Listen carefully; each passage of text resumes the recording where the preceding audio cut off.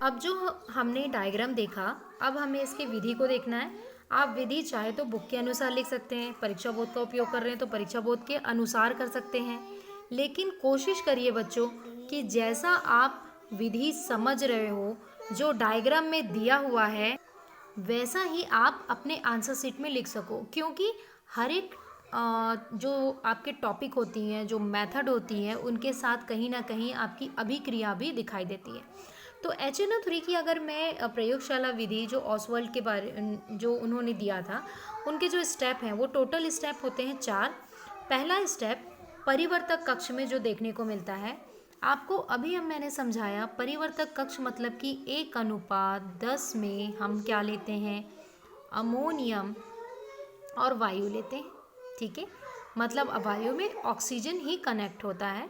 ठीक है, तो वायु में आपके जितने ऑक्सीजन होंगे वो रिएक्ट करेंगे, बाकी क्या हो जाएंगे, प्लेटिनियम और रेनियम की उपस्थिति में उनसे आगे क्रिया नहीं करेंगे, जितनी भी अशुद्धियां हैं वो वहीं पे रुक जाएंगे। ठीक है, तो ये जो परिवर्तक कक्ष में देखने को मिला, उसकी जो क्रिया विधि है वो इस प्रकार है।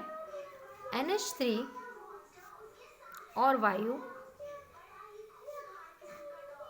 प्लेटिनियम तथा रेनियम की उपस्थिति में 700 से 800 डिग्री तापक्रम पे जब इसकी क्रिया करवाई जाती है तो हमें नाइट्रिक ऑक्साइड और H2O की प्राप्ति होती है। ये क्लियर है? अब इसको बैलेंस कर लो, 4, 5, 4 एंड 6। तो ये हमारा प्राप्त हुआ नाइट्रिक एसिड। मोस्ट इम्पॉर्टेंट, आप चाहो तो परिवर्तक कक्ष में थ्योरी में क्या लिख सकते हैं, जब 1:10 में अमोनियम तथा वायु को परिवर्तक कक्ष में ले जाया जाता है तो अमोनियम और वायु प्लेटिनियम तथा रेनियम की उपस्थिति में 700 से 800 डिग्री तापक्रम पर क्रिया करती है और नाइट्रिक एसिड का निर्माण करती है। ठीक है, सेकेंड स्टेप पे आते हैं। दूसरा स्टेप है ऑक्सीकरण कक्ष। ऑक्सीकरण कक्ष में ये जो नाइट्रिक एसिड है, आपको मालूम है कैसे निर्मित हुआ, इस तापक्रम पे निर्मित हुआ। अब इस तापक्रम पे निर्मित है तो बहुत ज़्यादा ताप है, मतलब ये बहुत गर्म है, तो अब इसको क्या करेंगे,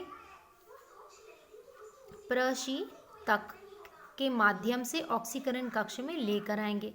प्रशीतक क्या होता है, एक शीतलक होता है जो इसे ठंडा करेगा। ठीक है, अब ठंडा होने के बाद जो नाइट्रिक एसिड है वो क्या होगा, हमारा नाइट्रिक ऑक्साइड है, ऑक्साइड है, वो क्या होगा, ऑक्सीकरण कक्ष में आएगा और ऑक्सीजन से क्रिया करेगा। 2NO plus O2 is equal NO2। ठीक है, तो यहाँ पे जो आपका नाइट्रिक ऑक्साइड है वो ऑक्सीजन से ऑक्सीकरण कक्ष में क्रिया किया और आपका 2 मोल का नाइट्रेट बना लिया। अब इसका क्या होगा, धोवन कक्ष में ये नाइट्रेट जाएगा। ठीक है, धावन कक्ष में जल की बहुत सारी फव्वारें होंगी जिसमें कोल भी होगा और ये क्या करेंगे, जो नाइट्रेट है वो वहाँ पर जल के साथ मिलकर HNO3 का निर्माण करेंगे। NO2 plus H2O, HNO3 plus NO, balance कर लेते हैं, 3,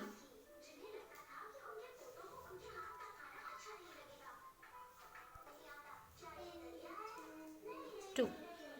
तो अब यहाँ पे जो हमें नाइट्रिक एसिड प्राप्त हुआ है बच्चों, वो है 68% कॉन्सेंट्रेशन का, सांद्रण का। ठीक है, और ये जो NO प्राप्त हुआ है गैस में, ये पुनः क्या होगा, ऑक्सीकरण कक्ष में चला जाएगा।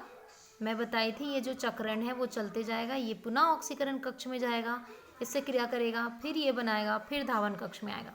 तो ये प्रक्रिया तब तक चलेगी जब तक आपका नाइट्रिक ऑक्साइड बन रहा है। ठीक है, तो जो इतने मात्रा में 68 सांद्रता में हमारा HNO3 बना, मतलब ये कह रहे हैं कि कहीं ना कहीं इसमें आपका 48% क्या हो रहा है, सॉरी 42% इसमें क्या आ रहा है, 42% का जल उपस्थित है। तो 42% जल को बाहर निकालने के लिए हम चौथे चरण में जाएंगे, जो होगा निर्जलीकरण।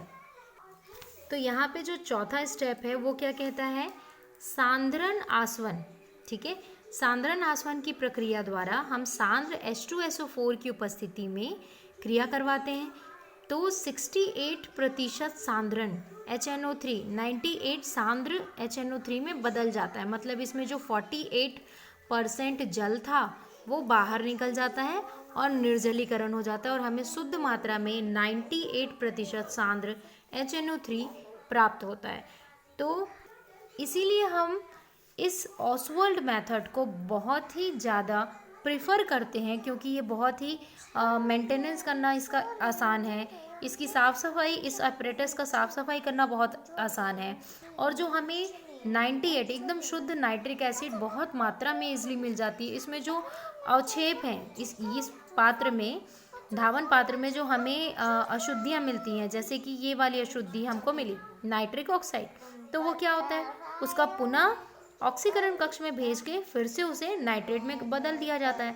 तो यहाँ पे देखा जाए तो कहीं पर भी हमें अशुद्धियाँ नहीं मिलती हैं। तो ये बहुत ही उत्तम विधि होती है नाइट्रिक एसिड प्राप्त करने की। तो आप सभी इसे एक बार रीस्टडी करो, बुक से नोट्स बनाने की कोशिश करिए।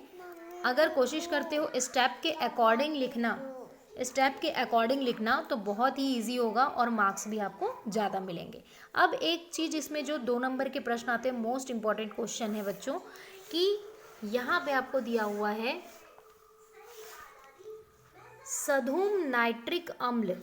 ठीक है, सधूम नाइट्रिक अम्ल क्या है, जिसको हम फ्यूमिंग नाइट्रिक एसिड बोलते हैं। What is the fuming nitric acid? Fuming का मतलब होता है जिसमें 68, मतलब कि ये कौन से नाइट्रिक एसिड है जो 68% सांद्र वाले, 68 है ना, जिसमें क्या होगा 42% जल मिला हुआ है। ठीक है, तो उसे सधूम कहते हैं। ये हल्के पीले रंग का होता है। वैसे अगर देखा जाए तो नाइट्रिक एसिड कलर रंगहीन होते हैं, इनकी कोई कलर नहीं होती। तो ये अगर हल्के पीले रंग या भूरे रंग का दिखाई दे रहा है तो आप मान के चलो कि इसमें जल की मात्रा बहुत ज़्यादा है, इसका निर्जलीकरण नहीं हुआ है, मतलब इनका सांद्रण आसवन नहीं किया गया है, जिसकी वजह से ये 68% ही सांद्रता वाले हैं। ठीक है, तो उन नाइट्रिक एसिड को हम सधूम नाइट्रिक एसिड कहते हैं। यहाँ पे लिखा हुआ है सांद्र अम्ल प्रायः भूरे रंग का होता है, क्योंकि इनमें भूरे रंग के NO2 विलय होते हैं। ऐसे सधूम HNO3 कहा जाता है, इसे सधूम HNO3 कहा जाता है यदि सूक्ष्म वायु के क्रिस्टल प्राप्त होते हैं। ठीक है, तो देखिए तो बहुत ही सिंपल टेक्निक है, लेकिन याद रखना बच्चों, इसे 2 मार्क्स का अलग से पूछता है कि फ्यूमिंग नाइट्रिक एसिड क्या है, इसके बारे में आप समझाइए। अब इसके भौतिक गुणों को अगर देखें तो बहुत सिंपल टेक्निक है। भौतिक गुण अगर आप देखोगे तो आपको ईजिली समझ आ जाएगा कि ये रंगहीन होते हैं, धूम्रयुक्त द्रव्य होता है, इसे आप ओपन करो तो धुआं निकलेगा। ठीक है, और इनका जो विघटन होता है उसकी वजह से इनका कलर क्या होता है, भूरा हो जाता है। ठीक है, क्योंकि विघटन में जाहिर है जल का एडिशन होता है। त्वचा पर HNO3 अत्यधिक संक्षारण प्रभाव करता है, बहुत ही ज़्यादा तीव्र अभिक्रिया करते हैं, यह जल में विलय होते हैं। प्रयोगशाला में प्रयुक्त सांद्रण HNO3 68% का होता है। ठीक है, और इनका जो अपघटय होता है, ठीक है, मतलब घनत्व जो होता है 1.4 होता है। ठीक है, और ये जो है चमड़ी को बहुत जला देता है। अगर बोलें तो ये स्किन के लिए बहुत ही हार्मफुल होता है, बहुत टॉक्सिक होता है बोल सकते हैं, क्योंकि ये ईजिली क्या करते हैं, स्किन आपकी पूरी प्रोटीन की ही बनी होती है, कार्बोहाइड्रेट ये सब की बनी होती है, जितने भी केमिकल्स हैं है ना, वो एपिडर्मिस का फॉर्म करते हैं, तो उनके साथ वो ईजिली रिएक्ट करता है और त्वचा का रंग पीला पड़ जाता है। ठीक है, रासायनिक केमिकल रिएक्शन देखें तो केमिकल रिएक्शन बहुत सारे हैं। अगर देखें तो इनमें 3 केमिकल रिएक्शन बहुत इंपॉर्टेंट है, जो है आपका अम्लों के रूप में, ऑक्सीकारक के रूप में और नाइट्रिक कारक के रूप में। इसके रिएक्शन को समझते हैं नेक्स्ट वीडियो में, और आपको इसके नोट्स बनाने हैं ये 5 मार्क्स के आते हैं बच्चों, बहुत अच्छे से इसको रीड करो, ठीक है। आप किसी से भी रीड करो, लेकिन आपको अगर वीडियो नहीं देखना है, ठीक है, आप किसी और मतलब वीडियो लिंक से आप इसे देख रहे हो, इस टॉपिक को पढ़ रहे हो, वो भी अच्छी बात है, लेकिन आप प्रॉपर बच्चों अपने नोट्स प्रिपेयर करते रहो, क्योंकि आप बोर्ड क्लास वाले हो। सडन आप लोगों से हो सकता है कि ऑनलाइन क्लासेस के बेस पे या आपके नोट्स के बेस पे मार्क्स भी दिए जाएं प्रैक्टिकल के। तो it is very important you are attempt the all classes and complete your notes.